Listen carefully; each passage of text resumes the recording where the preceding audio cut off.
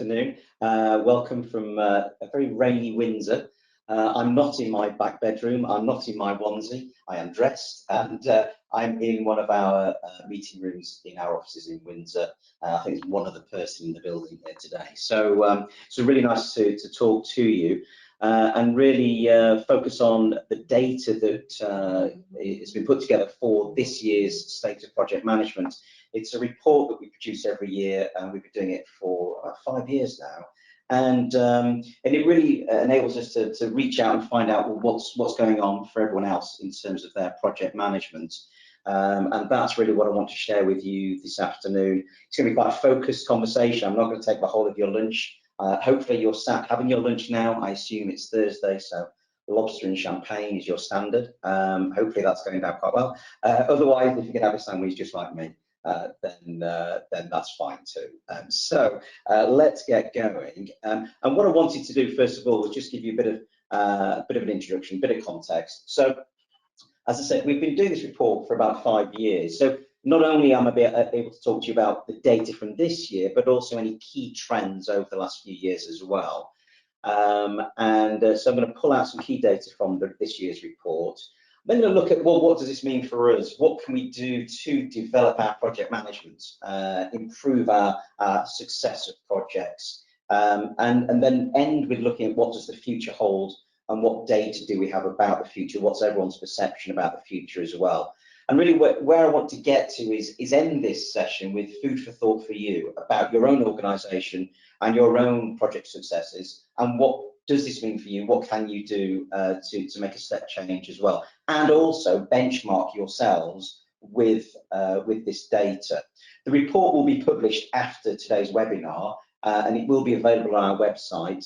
We'll probably send you a copy as well anyway, but on our website there's a page dedicated to the State of Project Management. So, so please do download that copy, download the early versions as well. And really what I want you to do is enable you to do is use it as a catalyst for change, to compare, well, where are we as an organisation compared to this data, and what can we do to develop our project management maturity? Just very briefly, who the heck are we? So Wellingtone, we're a project management consultancy. We're based here in Windsor. We have other offices in other glamorous locations. We are an APM accredited training provider. We're a Microsoft Gold partner for project management. So we're the only organisation that has both those badges. And we're also a P3M3 maturity assessor. So whether you're looking to deploy Microsoft technology, train your staff, develop methodology, project management approach, governance, or indeed do an assessment of your maturity, then that's the kind of thing that we do. One of the joys of my job is I get to work with lots of different organisations. Here's some examples. There's every organisation runs projects, and the challenges that organisations face are often quite similar. That's why our client list is the most eclectic mix of organisations possible. But anyway, enough about us. I'll introduce myself, I should say. So my name is Vince Hines. I'm the Managing Director of Wellingtone. So lovely to have you on board. Now let's get into some of the data. So a bit of a context first of all. 214 organisations took part in this research.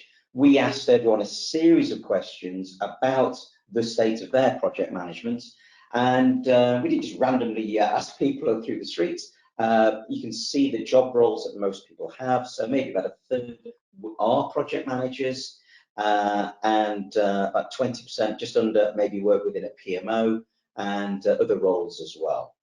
The majority of people work for large organisations as a full-time employee, and you can see in terms of qualifications, about 70% have the people who completed this, provided their data, 70% of those people have got a Prince 2 qualification, but the qualifications are available, including some actually from ourselves, from Wellingtone as well. So we can definitely say it's a broad range of people from a wide range of organisations, wide range of industries, most of whom have got formal qualifications in project management. So these are the sort of people that we should be asking about the state of the project management in their organisation.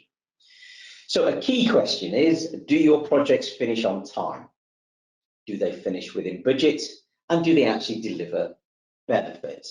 And the data that we get each year is pretty consistent, I have to say. It seems to be kind of a third of organisations, a third of respondents talked about they mostly or always complete projects on time, they mostly or always complete them on budget, and we mostly always get our benefit. And I don't want to be negative, but it feels to me there's a big opportunity for improvement. Maybe on the flip side, how often do we not complete projects on time? Clearly, project management is a challenge, both within the project and within the wider context of the organisation. There's some key challenges there, and that's something that we're going to look at shortly. But what we can definitely say is that there's room for improvement. Now, if we asked someone to say, well, how do they manage their projects? How do they do their projects? Do they assess risk? Do they write a scoping document? Do they do planning? These basic characteristics of good project management. Well, we ask questions around that as well. And again, the data I feel is significant room for improvement when 58% mostly or always use a project management methodology. 52% create a scoping document, about 50% baseline their projects. One would expect these to be high numbers, and for any organisation, what we would look for, if we're looking for project management maturity, is for there to be a defined, consistent approach to selecting, planning, running, and closing projects. And that consistent approach, of course, should be scaled to reflect the size and complexity of each project, and of course the project methodology being used, the approach being used. Is it an iterative project? Is it a linear project? Or is it a combination of both, a hybrid project?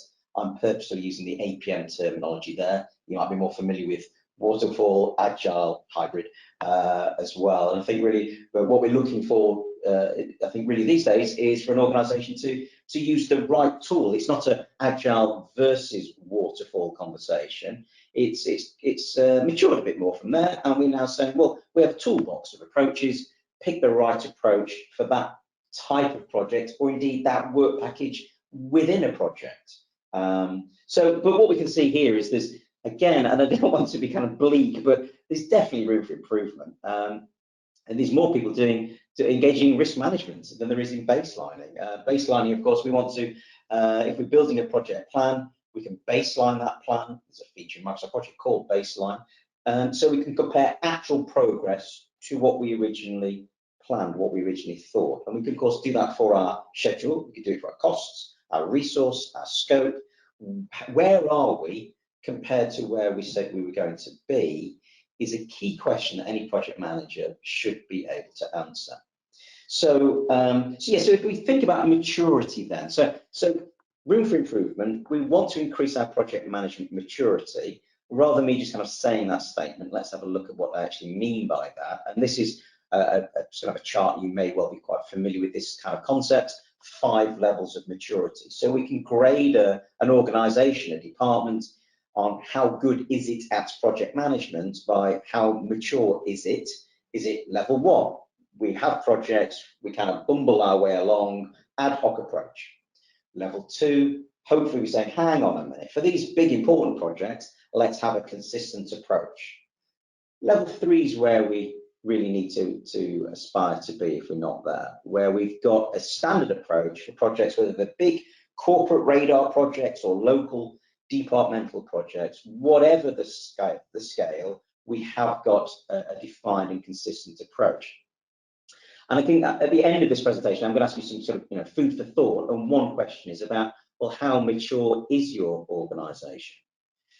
And obviously, we did ask that question in the survey, and people generally are quite optimistic about how mature they are, certainly within their own department, and then across their whole organisation. People think, yeah, we're pretty good at this project management stuff. We're quite mature. If you then compare that to the data on, do you baseline, do you have a scoping document, do you use a methodology? There's a little bit of disconnect between those two things. What I think is more interesting is when we ask people about, are they satisfied with the current level of maturity? Again, I'm trying to be positive and saying 37% are pretty satisfied. the counter to that is the number of people who are dissatisfied. And in fact, that number, interestingly, actually increases by a few percentage points every year. Now, I don't think that's because people are organisations are getting worse at projects, worse at project management. I think it's more around people's familiarity of what good project management is. They then look back in their own organisation and say, yeah, we could be better. As people attend events and webinars and training and recognise what good looks like, then we realise that actually our own organisation could be better at this. So then, making this a positive conversation, if we wanted to increase our project success then, so if we say, yeah, the data's not great, what do we want to do about it? Where do we want to go? Well, the first thing maybe is to look at the challenges. Hopefully, I always say, hopefully this resonates with you, or hopefully it doesn't. You know, hopefully you don't have any challenges at all, and life's a beach. But it may be some of these resonate with you. This list has again been very consistent over the last few years. The number one challenge that people cite for their organisation for project success is poorly trained project managers. We're asking people to run projects, and we're not actually training them on best practice project management, which is interesting because I always think, well, in any organisation, you might have forklift trucks, you might have vehicles, you might have expensive and sophisticated equipment. It's likely people have to be trained before they're given the keys, given access, allowed to do these things. Yet we allow anyone to run a project. That thing that's really critical to our future, that costs a lot of money, that takes all our resource, there's a tendency for people to be given an opportunity, maybe even as a career opportunity. Have a go and see how you get on. Yet really, we should be having some formal training in project management. And whether you are a professional project manager whose job is just focused on running one project, or you're a lot of people are subject matter experts. I'm a subject matter expert in HR. You know, I'm in the HR department. There's a project in HR. I get the project. I've got the technical knowledge, and I'm very enthusiastic. But no one's really shown me how to run a project with best practice project management techniques. So there's an opportunity for improvement. The perennial issue of trying to do too many projects as well. Projects get approved in isolation, even if you've got business cases. You know, we look at each individual business case and say, that's a really good project, we must do this. This is a great project, let's do this. And this is a great project, let's do that one. And no one's really adding up the total cost of this in terms of capacity versus availability. Are we trying to do too much? I'm not going to go through all of them, but inconsistency in approach as well. We often give that really important project to Bob.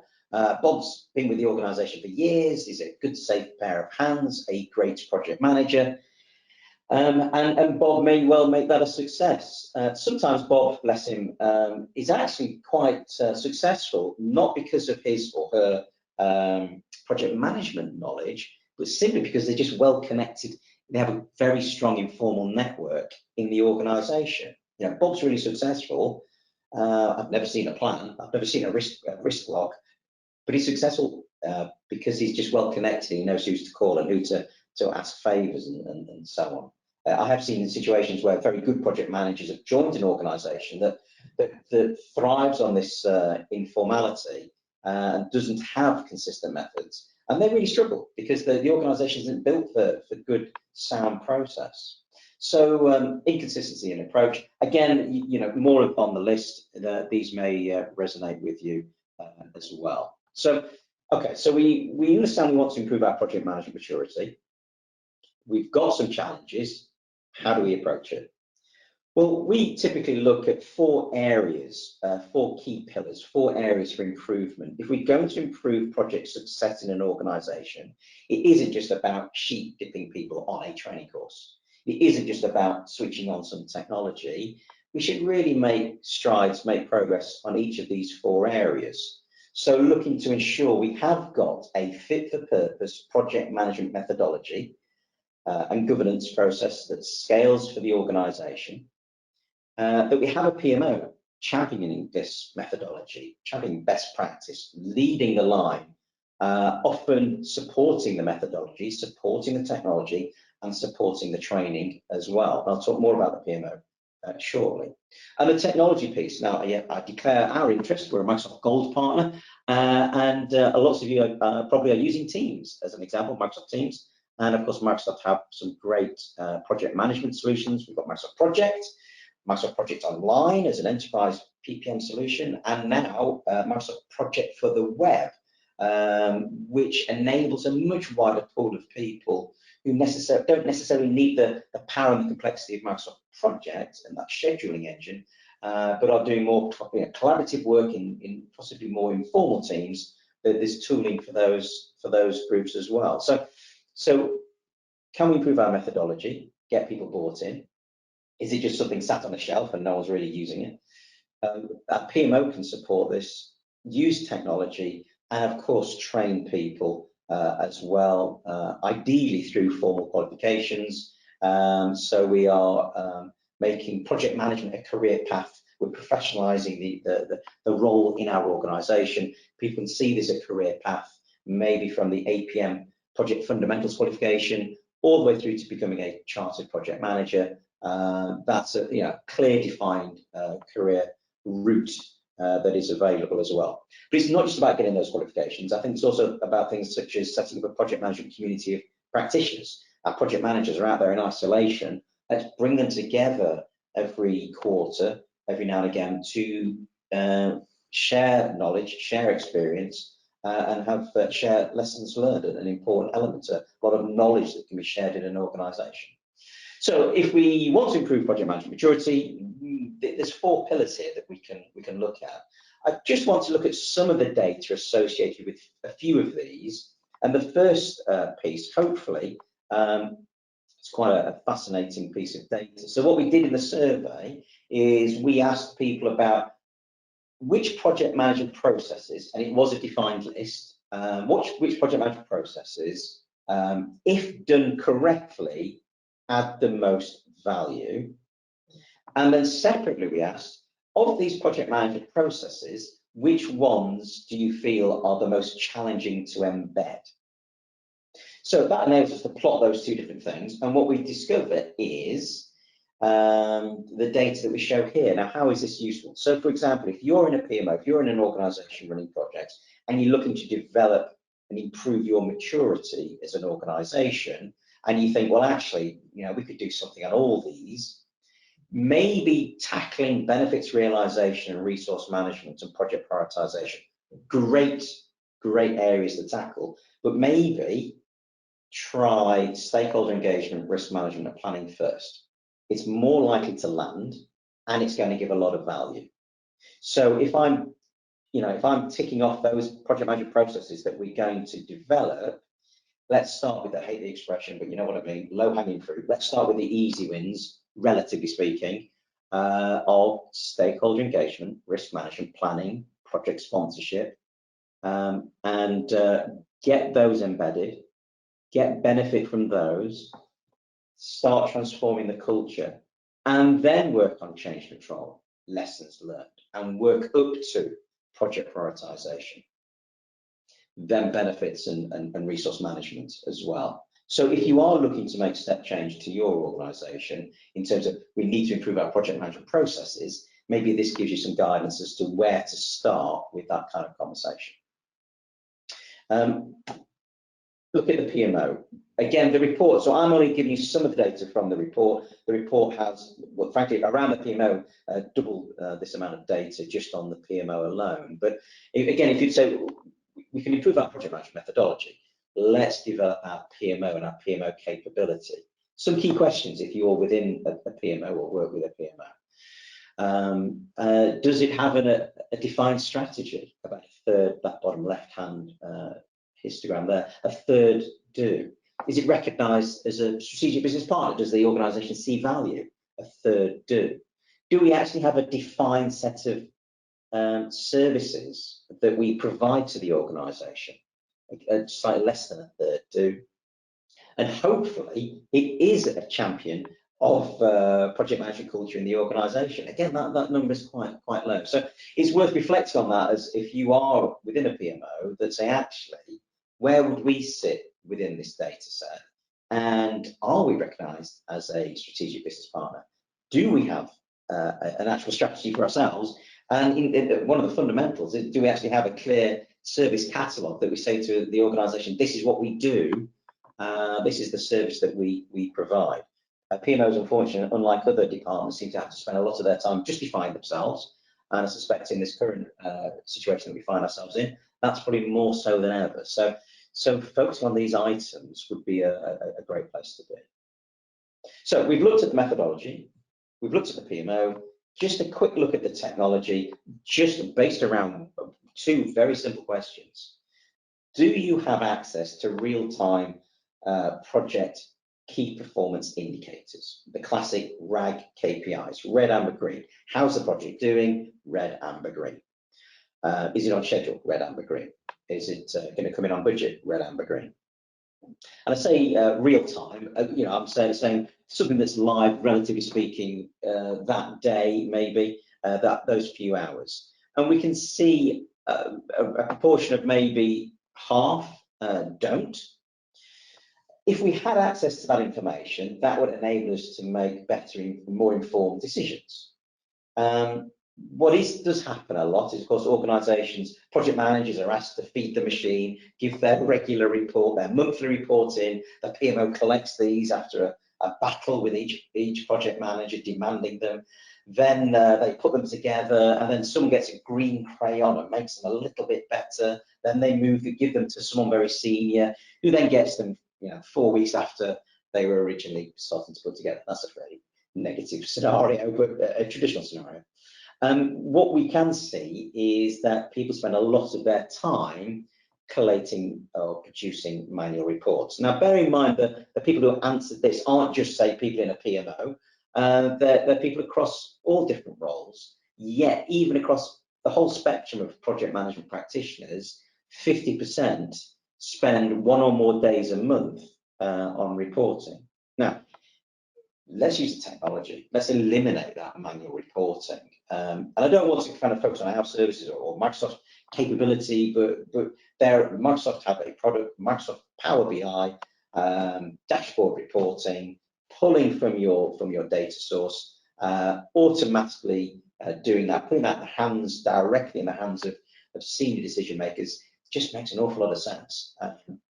We can eliminate all that manual reporting, therefore enabling the PMO, project managers, program managers to focus on the higher value stuff, not putting together slightly green tinted PowerPoint decks. So there's definitely an opportunity here as well. So we can look at our project management processes, we can look to develop our PMO further, and we can look to use the technology to help automate those manual activities, so enabling us to do higher value things.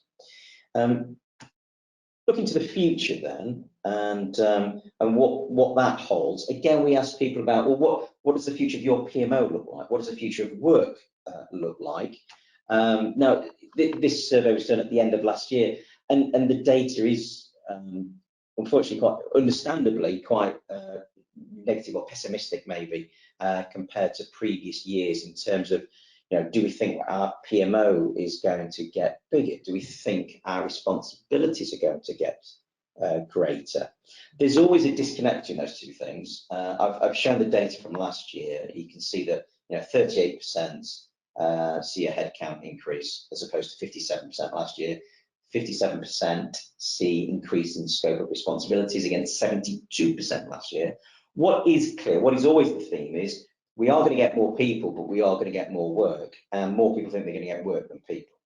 And therefore, we need to increase our productivity. We need to, if we're going to do more work with not quite so many people, then we need to be more efficient at how we work. And productivity, that productivity challenge is a key engine for the whole economy. We want to improve our productivity, and this is true within the PMO as well. So again, I would always look to technology. Let's have clear processes and use the technology so that we can do more relatively speaking, based on our headcount that may not increase quite so much. As an aside, something else that you may be interested in is, in terms of the PMO and PMO activities, what kind of things are we doing? 3 particular activities stand out in terms of PMOs are doing more and more of this. Project assurance, so independently assessing projects, giving confidence, hopefully, to those overseeing projects, sponsor, steering committee, that governance layer, giving them confidence that that project is being run in the right way. Owning a project and portfolio management tool like Microsoft Project Online as an enterprise solution, a consistent way of working, and of course we have lots of clients who are engaged in deploying that exact kind of technology, obviously typically usually championed by the PMO. And the other final one there is cross-project dependency management, so the tricky, thorny subject of links, dependencies between projects, recognizing that there are dependencies. These aren't things happening in isolation, and those individual project managers are going to be focused on what they need to do, and possibly having that umbrella, that holistic view. Maybe if you're in the context of a program, there's a program manager doing that, or maybe there isn't a program and therefore the PMO can step in and provide that as a service as well to the organization. So you know, this is the latest data on the future for a PMO. If I look at the other data on work, we can see that most people perceive that more work is going to be project-based, that project management skills are going to be needed more and more, team collaboration, working within small teams, these are all things that are going to grow. And that makes a lot of sense. We know that more and more work is going to be project-centric, working in a collaborative way, whether it is large formal projects or small informal project teams. That is the future of the work, future of how work is going to be organised. So therefore, embracing project management, when I sort of speak or run training courses with people outside of pure project management roles, I often say that, you know, everyone's going to be a project manager at some point. What we need to make sure people are equipped to do that role, and they have the skills to do that, because clearly from our data it suggests, you know, that's the direction of travel.